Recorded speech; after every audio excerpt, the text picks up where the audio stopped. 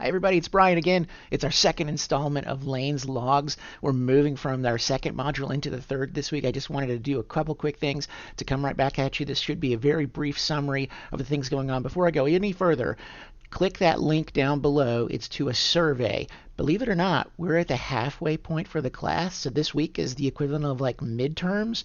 So we set up a short evaluation. It's just got some very short questions. What's going well? What isn't going well? So we can get some feedback, try and implement some changes if we can, try and keep things going positive as they're doing. I'm going to talk about just a few things, the discussions, the blogs, and then some of our takeaways again. So let me start off with our discussion forums. Wow! I really had a great time reading through the discussion threads this week. It seems like everybody's gotten a lot more comfortable. There were a lot more really insightful posts about the Romero readings. People did a lot of great job. I made a post there trying to prod discussion. People use the ideas, a lot of discussion about race with Romero.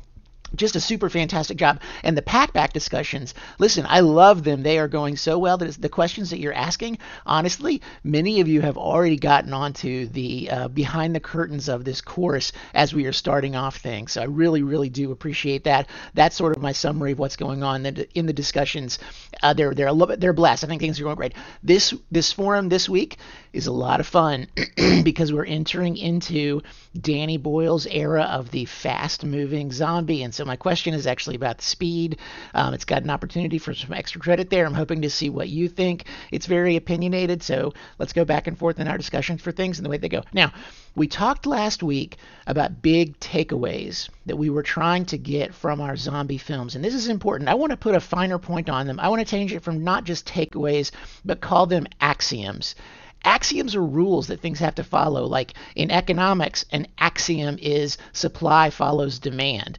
So what we're looking for here is like a set of rules, if you will, about zombie as a rhetorical figure that we've come away with. Now, last week when we talked about the Haitian zombie, we learned all kinds of things about how it is raced, how it is gendered, how it has a nationality. That's one axiom that we've already delivered. In any context, the zombie is always going to have some sort of racial characteristic. It's always going to have some sort of nationality. It's got some kind of attachment that's going on there. Our second axiom we really discovered this week. When you were in the discussion threads, all of you were talking about Romero, and did you notice how you were situating all those films? When we talked about the films from the 1930s, we were talking about Haiti, and we were talking about colonialism, and we were talking about the effects of imperialism at the time. All that is to say, those movies, they were about the period that they were produced in. The Romero films, the same things. Many of you commented in the discussion threads that Night of the Living Dead was done during the Civil Rights era. In fact, the same year that the Reverend Martin Luther King Jr. was assassinated. Many of you commented on Day of the Dead that it was a reflection of the things that are going on in this time. So our second big axiom is that zombie movies and stories are about the present. And that's in contrast to like science fiction, which is really about the future, or even like romantic horror, like Dracula is kind of about the romanticized past.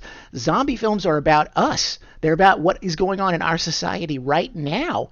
And that's always the case with any kind of thing. And it certainly will be the case this coming week when we're talking about 28 Days Later and 28 days, 28 weeks, and finally 28 months, all the Danny Boyle stuff. But what we got really going on there is the transfer of the zombie as a figure into the idea of contagion, which is a little bit my homage today, if you can make it out, to the Resident Evil franchise, is a reflection of all that. Okay, a third axiom that we already got. Many of you commented that these zombies, they can represent different things. In the Haitian ones, they represented slaves. Here in the Romero films, at times, they represent the outsiders. They represent consumers. Actually, during this period of time, you also have some films where zombies are portrayed as communists or the Nazi zombies, all those kind of things. What we're seeing here is a sort of an axiom that the zombie is an open rhetorical figure. That is, in a story, it can represent anything.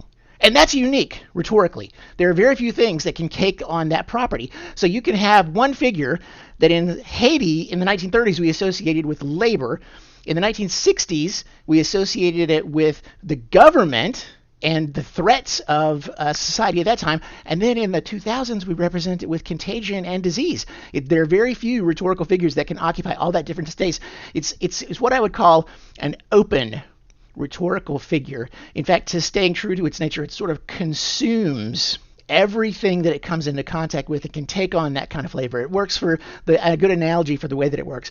Finally, The last axiom that we're working with today, I'm up to number 4 so far, is that many of you noted in these survivor films, and I commented as well, that really, once we have moved into this period, the story is not so much about the threat of zombies. I know we might have started that way, but really it is about the survivors. There's more to fear from the survivors than there are from the other groups. Certainly that was the case in Night of the Living Dead. Certainly the case in all of the Romero films.